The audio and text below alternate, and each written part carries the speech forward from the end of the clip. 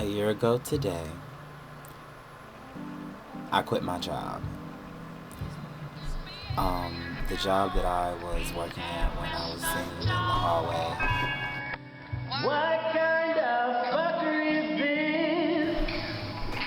And, well, anyway, it was a Monday night, and, I was in the hallway, as usual, singing, waiting on everybody to finish counting out their drawers.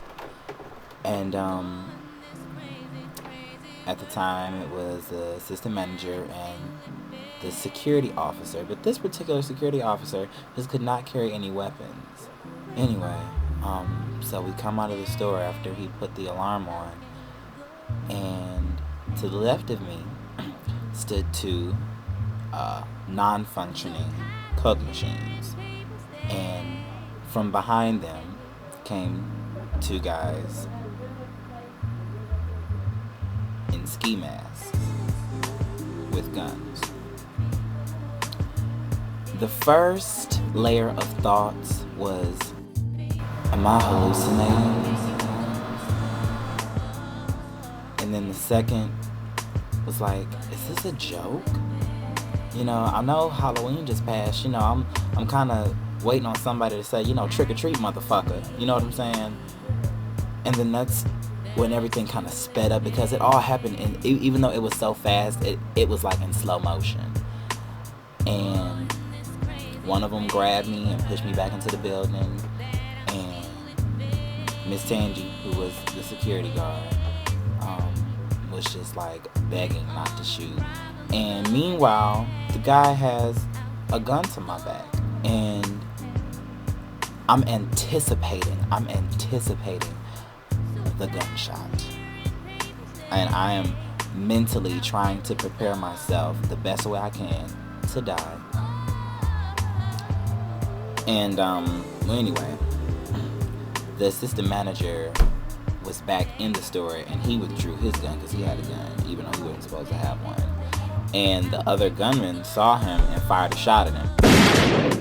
And right there, I thought that was the shot to me, but it wasn't. Eventually, they pushed us back further into the store, because while this was going on, we were in the vestibule, which is the hallway. And then as soon as we got in, the one guy snatched my portable media center out of my hand, and then the alarm went off. And so they ran out.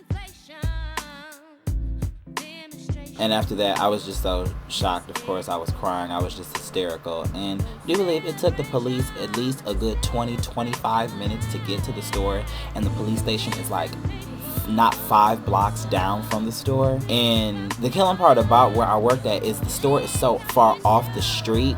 It's like you wouldn't be able to see nothing that was going on. It's like this big parking lot, and then there's the store.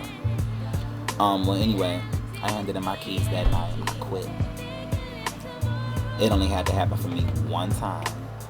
And I called my mother and told her what happened, and you know, she told my dad, and he was just furious. And so I got home, and at the time I'm telling my dad, well, I told my mother what happened because I went upstairs and told her. Then I came back downstairs and told the vet, my cousin EJ, and my dad what happened. And by this time, I kind of calmed down a little bit, so I was being very comical with it. You know, I'm up here like, it was a dark and windy night.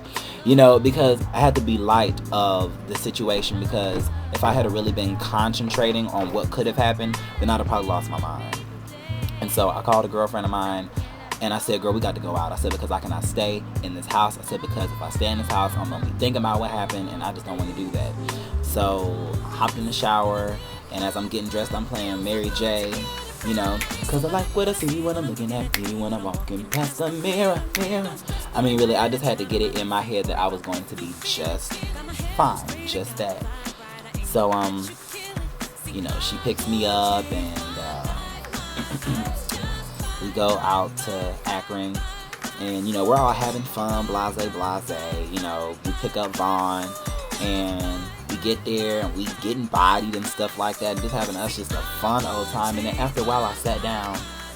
I was by myself for a few minutes, and I was thinking to myself, like, I could have been dead tonight, and none of these people would have known, and probably would not have cared.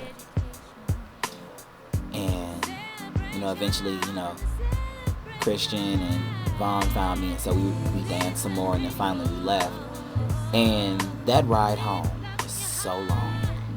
It was so long because it kept replaying in my head over and over and over and over, and each time it got worse and worse and worse, and it was just like